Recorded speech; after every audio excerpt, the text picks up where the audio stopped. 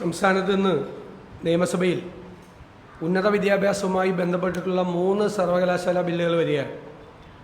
ആദ്യത്തെ ബില്ല് സംസ്ഥാനത്ത് സ്വകാര്യ സർവകലാശാലകൾ ആരംഭിക്കുന്നതിന് വേണ്ടിയിട്ടുള്ള ഒരു ബില്ലാണ്. ഞങ്ങൾ തത്വത്തിൽ സ്വകാര്യ സർവകലാശാലകൾ ആരംഭിക്കുന്നതിനെതിരല്ല. പക്ഷേ ഈ ബില്ല് യഥാർത്ഥത്തിൽ കേരളത്തിലെ ഉന്നത വിദ്യാഭ്യാസ രംഗത്ത് നിലവിലിരിക്കുന്ന പ്രശ്നങ്ങളെ, അത് നേരിടുന്ന ഗൗരവതരമായ വിഷയങ്ങളെ അഡ്രസ്സ് ചെയ്തുകൊണ്ടുള്ളൊരു ബില്ലല്ല. മാത്രമല്ല തട്ടിക്കൂട്ടി തയ്യാറാക്കിയൊരു ബില്ലാണ്. കേരളത്തിലെ ഉന്നത വിദ്യാഭ്യാസ രംഗം ഇന്ന് നേരിടുന്നത് 2 പ്രധാനപ്പെട്ട പ്രശ്നങ്ങളാണ്. ഒന്ന് ബ്രെയിൻ ഡ്രെയിനാണ്, കുട്ടികൾ വേറെ സ്ഥലത്തേക്ക് പോവുകയാണ്. 2, സർക്കാർ കോളേജുകളിലും എയ്ഡഡ് കോളേജുകളിലും അൺഎയ്ഡഡ് കോളേജുകളിലും വിദ്യാർത്ഥികൾ ഗൗരവതരമായി കുറഞ്ഞു വരികയാണ്. നിരവധി അൺഎയ്ഡഡ് എഞ്ചിനീയറിംഗ് കോളേജുകൾ പൂട്ടി. എയ്ഡഡ് കോളേജുകളിലും ഗവൺമെൻറ് കോളേജുകളിലും പ്രധാനപ്പെട്ട കോഴ്സുകളിൽ പോലും വിദ്യാർത്ഥികൾ ഇല്ലാത്ത സ്ഥിതിയിലാണ്. ഇപ്പോൾ സ്വകാര്യ സർവകലാശാലകൾ വന്ന് അതിൽ 40% വിദ്യാർത്ഥികൾക്ക്, കേരളത്തിലെ വിദ്യാർത്ഥികൾക്ക് സംവരണം കൊടുത്തു കഴിയുമ്പോൾ ഇപ്പോൾ നിലവിലുള്ള വിദ്യാർത്ഥികളുടെ എണ്ണം പോലും നമ്മുടെ സർക്കാർ എയ്ഡഡ് അൺഎയ്ഡഡ് മേഖലകളിൽ കുറഞ്ഞു കഴിഞ്ഞാൽ ഉണ്ടാകാൻ പോകുന്ന ഇമ്പാക്റ്റിനെ കുറിച്ചുള്ള ഒരു പഠനവും നടത്തിയിട്ടില്ല. മാത്രമല്ല, ആർക്കാണ് ഇത് കൊടുക്കാൻ പറ്റുന്നത്? ആർക്കും കൊടുക്കാമെന്നുള്ള രീതി ശരിയല്ല. കേരളത്തിലെ വിദ്യാഭ്യാസ മേഖലയിൽ നിരവധി വർഷക്കാലമായി പ്രവർത്തിക്കുന്ന വിശ്വാസ്യതയുള്ള കോർപ്പറേറ്റ് ഏജൻസികളുണ്ട്. അവർക്കൊരു പരിഗണന കൊടുക്കണ്ടേ? സ്വകാര്യ സർവകലാശാലകൾ ആരംഭിക്കുമ്പോൾ അക്കാഡമിക് രംഗത്തും ഭരണരംഗത്തും ഒരുപാട് മികവ് തെളിയിച്ചിട്ടുള്ള, പ്രാഗൽഭ്യം തെളിയിച്ചിട്ടുള്ള നിരവധി കോർപ്പറേറ്റ് ഏജൻസികൾ കേരളത്തിൽ, കോർപ്പറേറ്റ് വിദ്യാഭ്യാസ ഏജൻസികൾ കേരളത്തിലുണ്ട്. അപ്പോൾ അവർക്കൊരു മുൻഗണന കൊടുക്കണം. കാരണം യാതൊരു അക്കാഡമിക് പാരമ്പര്യവും ഇല്ലാത്ത, യാതൊരു മുൻ പാരമ്പര്യങ്ങളും അക്കാഡമിക് രംഗത്തില്ലാത്ത സ്ഥാപനങ്ങൾക്ക് നിബന്ധനകൾ കൂടാതെ സ്വകാര്യ സർവകലാശാലകൾ കൊടുക്കുന്നതിന് മുൻപായി കേരളത്തിൽ ഈ രംഗത്ത് മികവ് തെളിയിച്ചിട്ടുള്ള സ്വകാര്യ സർവകലാശാലകൾക്ക് അംഗീകാരം കൊടുക്കണം. മാത്രമല്ല, കേരളത്തിലെ പൊതു സർവകലാശാലകളിൽ വിദേശത്ത് പുറത്തോ എവിടെയെങ്കിലും ക്യാമ്പസ് തുടങ്ങുന്നതിനുള്ള അനുവാദമില്ല. എന്നാൽ പുതിയതായി വരുന്ന സ്വകാര്യ സർവകലാശാലകൾക്ക് പുറത്ത് വിദേശത്ത് ക്യാമ്പസ് തുടങ്ങുന്നതിനുള്ള അനുവാദം കൊടുത്തിരിക്കുകയാണ്. അപ്പോൾ അത് കേരളത്തിൽ നിലവിലുള്ള പൊതു സർവകലാശാലകളെ തകർക്കുന്നതിന് കാരണമാകുമോ തുടങ്ങിയ ഗൗരവതരമായ വിഷയങ്ങൾ. പിന്നെ ഫീസ് സംബന്ധിച്ച് ഫീസ് അവർ തന്നെയാണ് നിശ്ചയിക്കുന്നത്. ഇപ്പോൾ ഇതിൻ്റെ ക്ലോസ് 11(6) അനുസരിച്ചിട്ട് ഫീസും മറ്റ് ചാർജുകളും നിശ്ചയിക്കുകയും ആവശ്യപ്പെടുകയും സ്വീകരിക്കുകയും ചെയ്യുക എന്നുള്ളത് വരുന്ന സർവകലാശാലകളാണ്. സർക്കാരിന് യാതൊരു തരത്തിലുള്ള നിയന്ത്രണവും അതിൻ്റെ മീതെ ഇല്ല എന്ന് പറയുന്നത് ദൗർഭാഗ്യകരമാണ്.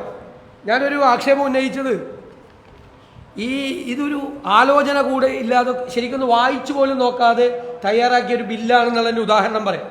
ക്ലോസ് 12 പ്രവേശനം, അഡ്മിഷൻ.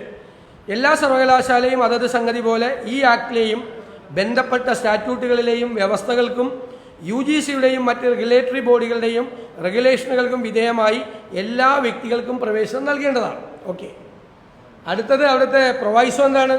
എന്നാൽ നിർണയിക്കപ്പെട്ട അക്കാഡമിക് യോഗ്യതയോ നിലവാരമോ ഇല്ലാത്ത ഏതെങ്കിലും വ്യക്തിയെ ഏതെങ്കിലും പഠന കോഴ്സിലേക്ക് പ്രവേശിപ്പിക്കുന്നതിനോ, ഒരു നിലവാരം ഇല്ലാതെ, ഒരു അക്കാഡമിക് യോഗ്യതയില്ലാത്ത ഒരാളെ ഒരു പഠന കോഴ്സിലേക്ക് പ്രവേശിപ്പിക്കുന്നതിനോ, 2, ബിരുദമോ മറ്റ് അക്കാഡമിക് ബഹുമതിയോ നൽകുന്നതിനാവശ്യമായ ഏറ്റവും കുറഞ്ഞ നിലവാരത്തേക്കാൾ അതിനേക്കാൾ താഴ്ന്ന അക്കാഡമിക് റെക്കോർഡുള്ളതോ ആയ ഏതെങ്കിലും വിദ്യാർത്ഥിയെ സർവകലാശാലയുടെ പ്രവേശന പട്ടികയിൽ നിലനിർത്തുന്നതിനോ 1-ാം ഉപവകുപ്പിലെ വ്യവസ്ഥകൾ ബാധകമായിരിക്കില്ല.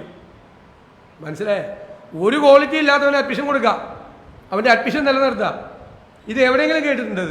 നിങ്ങളെടുത്ത് വായിച്ചു നോക്ക്. 12(1) അഡ്മിഷൻ പറഞ്ഞിട്ട് അതിൽ കുറച്ച് കണ്ടീഷൻസ് വെച്ചിട്ടുണ്ട്. എന്നാൽ ആ 1 ബാധകമല്ലെന്ന്. ആർക്കൊക്കെയാണ്? നിർണയിക്കപ്പെട്ട അക്കാഡമിക് യോഗ്യതയോ നിലവാരമോ ഇല്ലാത്ത ഏതെങ്കിലും വ്യക്തിയെ ഏതെങ്കിലും പഠന കോഴ്സിലേക്ക് പ്രവേശിപ്പിക്കുന്നതിന് ഒരു തടസ്സമില്ല. 2, ബിരുദമോ മറ്റ് അക്കാഡമിക് ബഹുമതിയോ നൽകുന്നതിന്. ബിരുദം കൊടുക്കണമെങ്കിൽ ആവശ്യമായ ഏറ്റവും കുറഞ്ഞ നിലവാരം ഉണ്ടാവില്ല. അതിനേക്കാൾ താഴ്ന്ന അക്കാഡമിക് റെക്കോർഡുള്ളതോ ആയ ഏതെങ്കിലും വിദ്യാർത്ഥിയെ സർവകലാശാലയുടെ പ്രവേശന പട്ടികയിൽ നിലനിർത്തുന്നതിനോ 1-ാം ഉപവകുപ്പ് ബാധകമല്ല, നിർത്താണ്. ഇങ്ങനെ ഏതെങ്കിലും ബില്ല് ഉണ്ടാക്കി വയ്ക്കും. അതുപോലെ നിരവധി തെറ്റുകൾ അവ്യക്തതകളുടെ കൂടാരമാണ് ഈ ബില്ലെന്ന് പറയുന്നത്. അതുകൊണ്ട് ഞങ്ങൾ ആവശ്യപ്പെടുന്നത് ഈ സ്വകാര്യ സർവകലാശാല ബില്ല് സെലക്ട് കമ്മിറ്റിക്ക് അയക്കണം. ഗൗരവതരമായ ചർച്ച നടത്തിയിട്ട് വേണം ഇത് കൊണ്ടുവരാൻ വേണ്ടിയിട്ട് എന്നാണ്. ഇനി സ്വകാര്യ സർവകലാശാലകളെ ശക്തിപ്പെടുത്തുമ്പോൾ പൊതു സർവകലാശാലകളെ ദുർബലപ്പെടുത്തുന്ന സർക്കാരിൻ്റെ ഡിപ്പാർട്ട്മെൻ്റ് ആക്കി മാറ്റുന്ന ബില്ലാണ് 2ഉം 3ഉം ബില്ല്, സർവകലാശാല ബില്ലുകൾ. അതിനകത്ത് നിങ്ങൾക്ക് എല്ലാവർക്കും അറിയാവുന്നതുപോലെ തങ്ങൾക്ക് താല്പര്യമില്ലാത്തവർ വി സിമാരാകുമെന്നുള്ള സാധ്യത മുന്നിൽ കണ്ട് വി സിമാരുടെ അധികാരങ്ങൾ, വൈസ് ചാൻസലർമാരുടെ അധികാരങ്ങൾ മുഴുവൻ വെട്ടിക്കുറച്ചിരിക്കുകയാണ്. 1. 2, മന്ത്രിക്ക് സർവകലാശാലകൾ പ്രോ ചാൻസലർക്ക് ഇടപെടാനുള്ള അവസരം കൂടി ലഭിക്കുകയാണ്. അപ്പോൾ ഗവർണറെയും നിയമിക്കുന്ന വി സിമാരെയും അധികാര കേന്ദ്രങ്ങളിൽ നിന്ന് മാറ്റി നിർത്തുക നിയമ ഭേദഗതിയിലൂടെ ലക്ഷ്യം വയ്ക്കുകയാണ്. മന്ത്രിക്ക് അധികാരം കൊടുക്കുകയാണ് യൂണിവേഴ്സിറ്റിയിൽ.